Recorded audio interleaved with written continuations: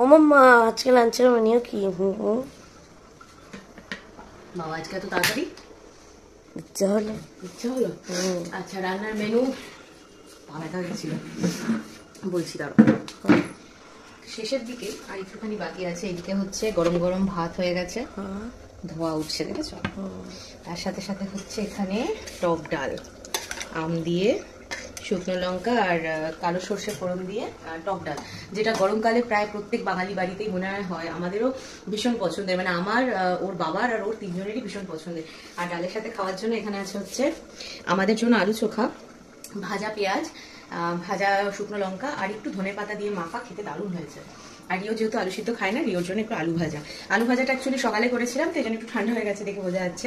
এটা হচ্ছে রিও আলু ভাজা দিয়ে সকালে রুটি খেয়েছে, আর আমরা খেয়েছি হচ্ছে তরকা দিয়ে রুটি। আর বাকি আলু ভাজাটা রেখে দিয়েছিলাম রিও দুপুরে খাওয়ার জন্য। এখানে আছে হচ্ছে এই যে ধনেপাতার চাটনি, একটুখানি ধনেপাতা ছিল, নষ্ট হয়ে যাচ্ছিল, তো ভাবলাম চাটনি করে রাখি ধনেপাতা টক দই এইসব দিয়ে। আর পাঁপড় দিয়ে খাওয়ার জন্য যেটা আছে সেটা হচ্ছে ফ্রিজে, দাঁড়াও বের করে আনি দেখাচ্ছি। এই যে ঠান্ডা হতে রেখেছিলাম কাঁচা আমের চাটনি ভাজা মশলা দিয়ে। আজকে কিন্তু টক করিনি, মানে বেশি ঝোল ঝোল যেটা সেটা না, আজকে একদম গা মাখা চাটনি করেছি ভাজা মশলা দিয়ে। এটা খেতে ব্যাপক লাগে, এটার সাথে খাওয়ার জন্যই চাটনিটা, পাঁপড়টা করেছি। আর যেটা করেছি সেটা হচ্ছে এই যে হচ্ছে, এটা এখনো কমপ্লিট হয়নি, ধরো গ্যাসটা একটু কমিয়ে দিন, আওয়াজ হবে, বুঝতেই পারছো দেখে। ডিম আলুর ডাল না, তবে এটা কিন্তু নর্মাল যে ডিমের ঝোল তা কিন্তু নয়, এটা হচ্ছে পাহাড়ি স্টাইলের ডিমের ঝোল। মানে আমরা এখন দেখবে অফবিট ভীষণ ঘুরতে যাই প্রায় সকলেই, দার্জিলিং এর দিকে যে অফবিট সাইটগুলো রয়েছে সেখানে যাই, আর হোমস্টেতে থাকি।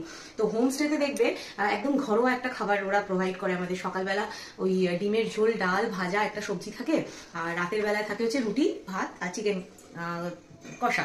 তো ওই যে ডিমের ঝোলটা থাকে না, খেয়ে দেখেছো কিনা জানি না, অবভিয়াসলি যারা গেছো তারা তো খেয়েছো, আমার ভীষণ পছন্দের। এরকমই হয় কিন্তু দেখো, যেহেতু এখন হচ্ছে একটু পাতলা পাতলা থাকে, একদম ঘন থাকে না। আর এটার মধ্যে কিন্তু কোনো রকম কোনো বাটা মশলা, গুঁড়ো মশলা এসব কোনো কিছু পড়ে না, খেতে দুর্দান্ত লাগে, একটু ঝোলঝোল হয়। আর ঠান্ডা হলেই, মানে এখন তো ঝোলটা ফুটছে তাই যেই একটুখানি গ্যাসটা অফ করার পরে 5-7 মিনিট যাবে, উপরে একটা সুন্দর তেল ভাসা ভাসা ব্যাপার, যেটা ওই হোমস্টের ঝোলগুলোতে দেখা যায়, ডিমের ঝোলগুলোতে সেম ওরকম হয়। আর সেটাই আজকে আমি বানাচ্ছি, এটা না আমার খেতে ভীষণ ভালো লাগে। আর একদম মশলা ফসলা অত কিছু থাকে না, তো গরমের দিনে খাওয়ার জন্য খুব ভালো হয়। তো এই হচ্ছে আজকে আমাদের লাঞ্চের মেনু। তারপর একটু জল খাবো, গলা শুকিয়ে যাচ্ছে কথা বলতে গিয়ে। আর আজকে সকাল থেকে শরীরটা খুব ভালো আছে, ভালো বলাটা ঠিক না, ভালো বললেই খারাপ হয়ে যায়, তো সেই জন্য কিছু ঘরের কাজ আছে সেগুলো করতে হবে। আর তার সাথে সাথে স্নান করবো, শ্যাম্পু করবো, পুজো দেবো, অনেক কাজ বাকি আছে এখনো। এই জন্য ভেবেছিলাম একটুখানি পটল করবো, পটলের পোস্ত করবো, কিন্তু আজকে ভাবছি থাক, ওটা কালকে করা যাবে। আর বাই দ্য ওয়ে আজকে কিন্তু অনেকদিন পর রিও বাড়িতে আছে। রিও কথা বলো একটু।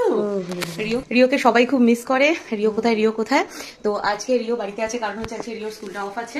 আর একটা ভালো খবর আছে, যেটা মানে আমার জন্য আর রিওর জন্য, দুজনের জন্যই ভালো খবর। সেটা হচ্ছে আর একদিন পর থেকে রিওদের অনলাইন ক্লাস শুরু হবে, চলবে বেশ অনেকদিন, মানে একটা সপ্তাহ বেশি, 1.5 সপ্তাহ ধরে ওদের অনলাইন ক্লাস চলবে। কারণ হচ্ছে বলছে যেহেতু বাইরে এত ওয়েদারটা চেঞ্জ হচ্ছে, কখনো খুব গরম কখনো বৃষ্টি হচ্ছে, এইসবের জন্য এখন অনলাইন ক্লাস। আর অনলাইন ক্লাস হলে রিও তুমিও বাড়িতে, মামাও রিওকে পাবে, মিস করবে না। তো সব মিলিয়ে রিওর জন্য ভালো খবর আর আমার জন্য ভালো খবর। এই আজকে আমাদের লাঞ্চের মেনু। তোমাদের লাঞ্চের মেনুকে অবশ্যই কমেন্ট করে জানিও। আমার রান্না কমপ্লিট, চলো টাটা।